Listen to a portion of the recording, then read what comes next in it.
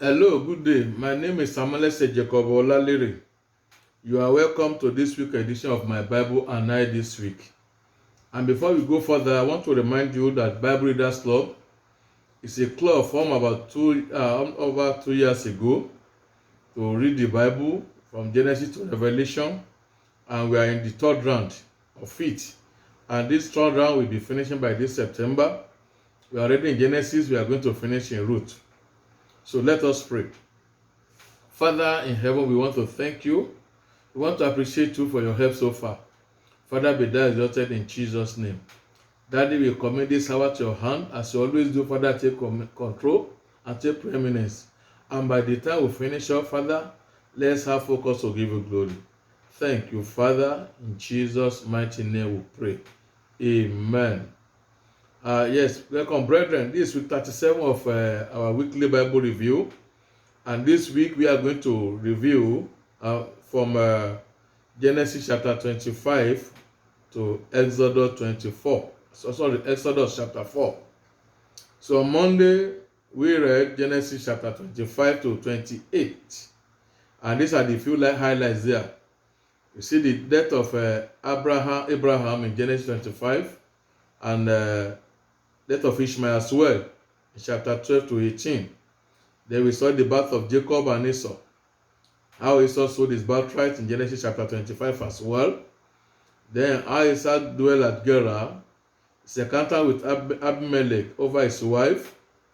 Then Esau married Judith, which was a grief to Isaac, as recorded in Genesis 20, and Rebekah, Genesis 26, Genesis chapter 26. Then Genesis 27 recorded how Jacob stole Esau's blessing. His flight to Laban from Esau, that's 28 1 to 9, and his dream at Bethel, where God visited him and promised to prosper his journey. There he made an altar to God. On Tuesday, which was the two, we read Genesis chapter 29 to 32. And here we see how Jacob met Rachel, his arrival at Laban's house. He married Leah and Rachel after 14 years labor as a bride price. Then the birth of Reuben, Simeon, Levi, and Judah by Leah. Birth of Dan, Naphtali, Gad, Asher by Leah, and Rachel Mills. Then the birth of Issachar, Zebulun, and Dinah by Leah, 30, 14 to 21. The birth of Joseph by Rachel, 30, 22 to 24. Then Jacob and Laban agree on Jacob's wage, and this saw Esau becoming extremely blessed. Then Jacob flee from Laban. Rachel stole Laban's image, 31 1 to 21. Then Laban's pursued Jacob, overtook him, and they made a covenant of peace, and Laban departs. Then Jacob prepared to meet Esau in chapter 32. Then Jacob's encounter with angel again. His name was changed to Israel. Chapter 32, 22 to 32. Day 3, which was Wednesday, we read Genesis 33 to 36. And these are the various highlights there. Jacob meets Esau, offer him gifts, which he later accepted after initial rejection. Dinah defied by Shechemites. Then Jacob revisited Bethel. God appeared unto him and blessed him. Rachel gave birth to Benjamin, and she died. Then we saw the descendants of Esau in 36, 1 to 43.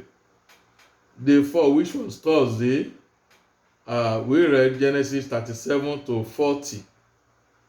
These are the few highlights. Joseph's two dreams that sparked hatred and envy from his brothers. Joseph was eventually sold to Egypt by his brothers.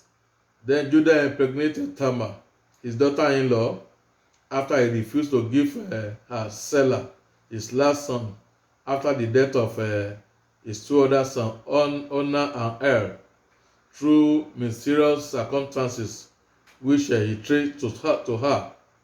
Then Phares and Zerah, twins, were born, 38 1 to 30. Joseph sent to prison after Potiphar's wife lied against him for his refusal to sleep with her. 39:1-24. Then Jacob interpreted Pharaoh's dream and his journey to the palace.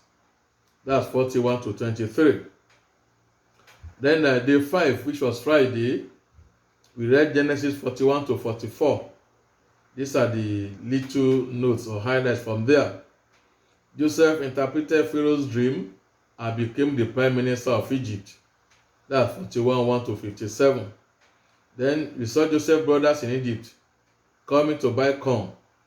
Joseph recognized them and his brothers made second journey to Egypt, this time with Benjamin, and reported to Joseph. That's 43:1-34. Then Joseph put his silver cup in the sack of Benjamin, which was later found. Eventually, he revealed himself to his brothers. That was Genesis 44, then to 45, 1-34. Day 6, we studied Genesis 45-50. These are the highlights. Joseph actually revealed himself to his brothers and commanded them to go and bring his father and the entire household. 45:1-28. Then Jacob goes to Egypt with his entire household, about 70 in number. Chapter 46. Jacob meets Pharaoh and settled in the land of Goshen. 47:1-12. Then Joseph administered Egypt during 7 years of famine. He was made to swear an oath that by his father that Jacob would not be buried in Egypt. 47:13-31.